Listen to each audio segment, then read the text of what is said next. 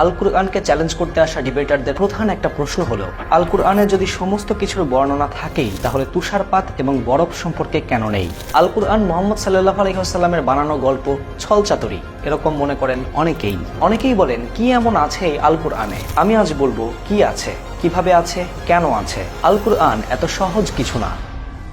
আমার জীবনের সবচেয়ে কঠিন এবং চ্যালেঞ্জিং ভিডিও বানাচ্ছি আজ। আমি একজন সামান্য মানুষ, খুব বেশি কিছু জানি না। আমি তাই জানি যা আমার রব আমাকে জানিয়েছেন, আর তিনি জানাননি এমন কোনো কিছুই নেই। তবুও এই ভিডিও রিসার্চ করতে গিয়ে আমার হাত কেঁপেছে, চোখে পানি এসেছে। যত জেনেছি তত বেশি অবাক হয়েছি। আজ হিস্ট্রি আর এভিডেন্স থেকে আমি কথা বলবো এমন এক বইকে নিয়ে যা সমস্ত বইয়ের বই, the knowledge of all knowledge, the thought of all thinking, the philosophy of all philosophies, the answer of all questions, Al Quran. He is the only one worthy of our worship, having no partners, no associates. That's why we're born, and that's why we die, because there has to be a beginning and an end for us to be tested. Muhammad সাল্লাল্লাহু আলাইহি ওয়াসাল্লাম কোনো প্রাতিষ্ঠানিক শিক্ষায় শিক্ষিত ছিলেন না। সোজা কথায় তিনি ছিলেন অশিক্ষিত। আর ইতিহাসের এই অংশটাকে পুঁজি করে অনেকেই বলেন মুহাম্মদ সাল্লাল্লাহু আলাইহি ওয়াসাল্লাম যেহেতু মূর্খ ছিলেন তাই তার অনুসারীরাও মূর্খ। কুরআনে যারা বিশ্বাস রাখে তারা জ্ঞান বিজ্ঞানহীন অশিক্ষিত মানুষ। ভাই, আপনি জানেন না কুরআনে কি আছে আর কি না আছে। শুরু করছি মূর্খতার প্রসঙ্গ নিয়ে। প্রসঙ্গটাকে ব্যাখ্যা করতে প্রি ইসলামিক আরাবিয়া বা ইসলাম আসার আগের প্রাচীন আরব সম্পর্কে জানা প্রয়োজন, যে সময়টাকে ইসলামের ভাষায় বলা হয় আইয়ামে জাহিলিয়া, দ্য টাইম অফ ইগনোরেন্স বা মূর্খতার সময়। প্রাচীন আরবের লোকেরা বিশ্বাস করত তারা হযরত ইব্রাহিম আলাইহিস সালামের উত্তরসূরি। ইব্রাহিম আলাইহিস সালাম যেই ধর্মের শিক্ষা দিয়েছিলেন সেটি ছিল এক ঈশ্বরবাদ, অর্থাৎ আল্লাহ এক ও অদ্বিতীয়। অ্যানশিয়েন্ট আরবের মানুষেরা সেটাকেই বিশ্বাস করত। কিন্তু আমরা যে জানি কাবা ঘরের ভিতরে ৩৬০টি উপাস্য মূর্তি ছিল, আরবেরা সেগুলোকেই পূজা করত। সেটার কি হলো? প্রত্যেকটা ধর্মই যুগের পরিবর্তনের সাথে সাথে পরিবর্তন হয়। একটা ব্যাপারে ভালোভাবে খেয়াল রাখবেন, নিজেকে একবার প্রশ্ন করে দেখুন তো, হযরত আলী রাদিয়াল্লাহু তাআলা আনহু-এর ঈমান আর আমাদের ঈমান কি সমান? না, আমরা পরিবর্তন হয়েছি। আমাদের ঈমান হযরত আবু বকর রাদিয়াল্লাহু তাআলা আনহু কিংবা হযরত উমর রাদিয়াল্লাহু তাআলা আনহু-এর মতো এতটা শক্ত নয়। তার কারণ কি? কারণ হলো যুগের পরিবর্তন। একইভাবে ইব্রাহিম আলাইহিস সালামের শিক্ষা দেওয়া এক ঈশ্বরবাদ ধর্মও যুগের পরিবর্তনের সাথে সাথে পরিবর্তন হয়। যুগের পালাক্রমে মানুষ ঈমান হারিয়ে প্যাগানিজম বা মুশরিকিবাদকে গ্রহণ করে। মুশরিকিবাদ বা বহু ঈশ্বরবাদ।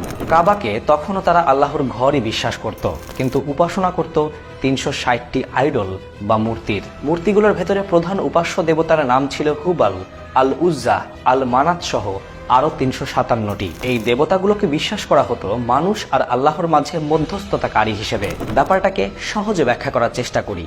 ধরুন অ্যানশিয়েন্ট আরবের কেউ লেখাপড়া বা বিদ্যা অর্জনের জন্য উপাসনা করার প্রয়োজন অনুভব করলো, তাহলে সে যেত আল কুতবা নামক দেবতার মূর্তির কাছে। সেখানে গিয়ে সে বলতো আল কুতবা যেন তার হয়ে আল্লাহর কাছে সুপারিশ করে। অর্থাৎ কাবা ঘরে রাখা প্রত্যেকটি মূর্তির কাজই ছিল বিভিন্ন বিষয়ে আল্লাহ বা এলোয়াহ এর কাছে সুপারিশ করা। আমাদের দেশে প্রচলিত পীর মুরিদ ব্যবস্থার সাথে কিছুটা মিল পান, যেখানে মানুষ গিয়ে পীরের দরবারে সুপারিশ প্রার্থনা করে। হিস্টোরিক্যালি চিন্তা করলে এই পীরের মুরিদগণ এখনো আইয়ামে জাহিলিয়া থেকে বের হয়ে আসতে পারেনি, অথবা যুগের পরিক্রমায় আবারও পরিবর্তনের পথে ধর্ম। যাই হোক, টপিকে ফিরি। সুপারিশ ধর্মী এই ধর্ম ব্যবস্থার ইতিহাস আমি যেই বই থেকে আলোচনা করলাম সেই বইটির নাম নো গড বাট গড, লিখেছেন রেজা আসলান। সমস্ত গডের মূর্তি থাকলেও আল্লাহর কোনো মূর্তি সে সময়ও ছিল না, যে ব্যাপারটি ইতিহাস থেকেও জানা যায়, প্রত্নতত্ত্ব থেকেও জানা যায়। এবং আল কুরআনের সূরা ইউনুস আয়াত 18 অনুসারে আল্লাহ বলেন তারা আল্লাহকে বাদ দিয়ে এমন কিছুর ইবাদত করছে যা তাদের কোনো ক্ষতি করতে পারে না এবং তাদের উপকারও করতে পারে না। তারা বলে এরা আল্লাহর নিকট আমাদের সুপারিশকারী। অ্যানশিয়েন্ট আরবের এরকম প্যাগানিজম দেখে অনেকেই সে সময় সন্দেহপ্রবণ হয়ে ওঠেন, আদৌ কি ইব্রাহিম আলাইহিস সালামের শিক্ষা অনুসারে এই বহু ঈশ্বরবাদ সাপোর্ট করে? যেহেতু ইব্রাহিম আলাইহিস সালামের সময় থেকে সে সময় পর্যন্ত অনেকটা সময় পার হয়ে গেছে, তাই সঠিক উত্তর খুঁজে বের করা কঠিন। তবুও যারা এই প্রশ্ন নিয়ে উত্তর খুঁজতেন তাদের মধ্যে হযরত মুহাম্মদ সাল্লাল্লাহু আলাইহি ওয়াসাল্লাম ছিলেন অন্যতম। রেফারেন্স আল কুরআন বইয়ের ইংলিশ ট্রান্সলেশন দ্য কোরআন বইয়ের ইন্ট্রোডাকশন পার্ট 1। এই ঈশ্বরবাদের উত্তর খুঁজতে মুহাম্মদ সাল্লাল্লাহু আলাইহি ওয়াসাল্লাম একাকী সময় পার করতেন মাউন্ট হিরা বা হেরা পাহাড়ের এক গুহায়। প্রত্যেক বছর রমজান মাসে তিনি এই সময় পার করতেন। আর এখান থেকেই আমাদের আসল ভিডিও শুরু। একদিন ধ্যানরত অবস্থায় তিনি শুনতে পান একটি ভয়েস, রিড, পড়ো। মুহাম্মদ সাল্লাল্লাহু আলাইহি ওয়াসাল্লাম বললেন, আই ক্যান নট রিড, আমি পড়তে জানি না। ভয়েসটি আবার বলল, পড়ো। মুহাম্মদ সাল্লাল্লাহু আলাইহি ওয়াসাল্লাম বললেন, আমি পড়তে জানি না। ভয়েসটি তৃতীয়বার বলল, পড়ো। মুহাম্মদ সাল্লাল্লাহু আলাইহি ওয়াসাল্লাম বললেন, হোয়াট ক্যান আই রিড, আমি কি পড়তে পারি? ভয়েসটি বলল, ইকরা বিসমি রাব্বিকাল্লাযী খালাক, পড়ো তোমার প্রভুর নামে যিনি তোমাকে সৃষ্টি করেছেন। আল কুরআনে নাজিল হওয়া প্রথম আয়াতের প্রথম শব্দটি যেখানে বলছে ইকরা, পড়ো, রিড। আল কুরআনে নাজিল হওয়া প্রথম আয়াতটি যেখানে বলছে জ্ঞান অর্জন করতে, বিদ্যা অর্জন করতে, শিখতে, জানতে, পড়তে, সেখানে এই গ্রন্থে বিশ্বাসকারীরা মূর্খ কিভাবে হবে? আল কুরআনে নাজিল হওয়া প্রথম সূরাটি যেখানে বলছে আল্লাহ মানুষকে কলমের সাহায্যে শিক্ষা দিয়েছেন যা সে জানতো না, সেখানে আল কুরআন কিভাবে মিথ্যা হবে? মানুষের চিন্তাশীল মস্তিষ্কের প্রথম প্রশ্ন, হাউ আই এম হিয়ার, আমি এই পৃথিবীতে কিভাবে আসলাম, কি আমার পরিচয়? আল কুরআনের নাজিল হওয়া দ্বিতীয় আয়াত এর উত্তর খুঁজে দেয়। খলাকাল ইনসানা মিন আলাক, আল্লাহ সৃষ্টি করেছেন মানুষকে জমাট রক্ত থেকে। আব্রাহামিক ধর্মের পরিবর্তন নিয়ে আল্লাহ বলেন আয়াত নাম্বার 6, নিশ্চয়ই মানুষ সীমা লঙ্ঘন করে। যেই কুরআন শুরু হচ্ছে ইকরা দিয়ে, বলা হচ্ছে পড়ো, জ্ঞান অর্জন করো, সেই কুরআনে কি কি জ্ঞান আছে কিভাবে মানুষ তৈরি হলো।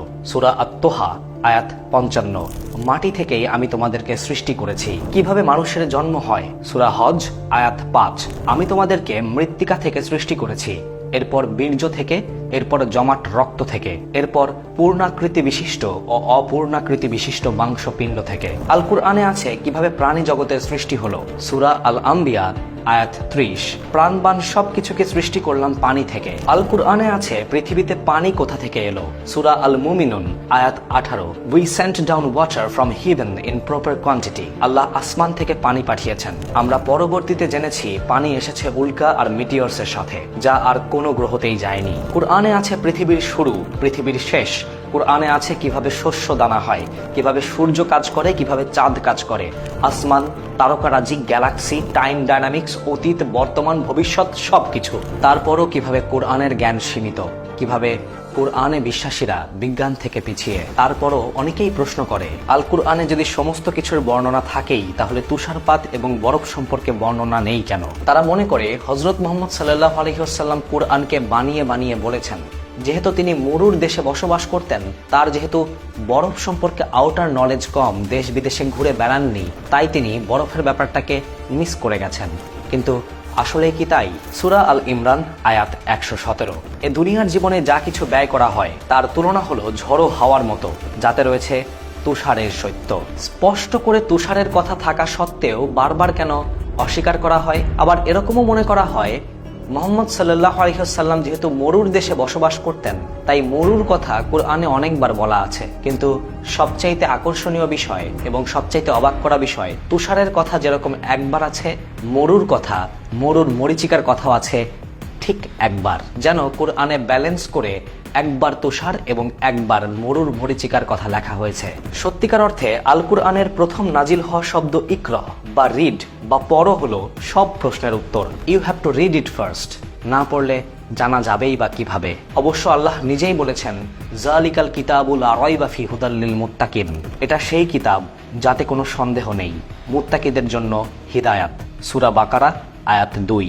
আল কুরআন মুহাম্মদ সাল্লাল্লাহু আলাইহি ওয়াসাল্লামের বানানো গল্প হলে এত জ্ঞান বিজ্ঞানের উৎস এখানে থাকতো না। বিজ্ঞান এখনো যেখানে পৌঁছায়নি, আল কুরআন সেখানকার কথাও বলে। বিজ্ঞান একদিন সেখানেও পৌঁছাবে, শুধু সময়ের অপেক্ষা।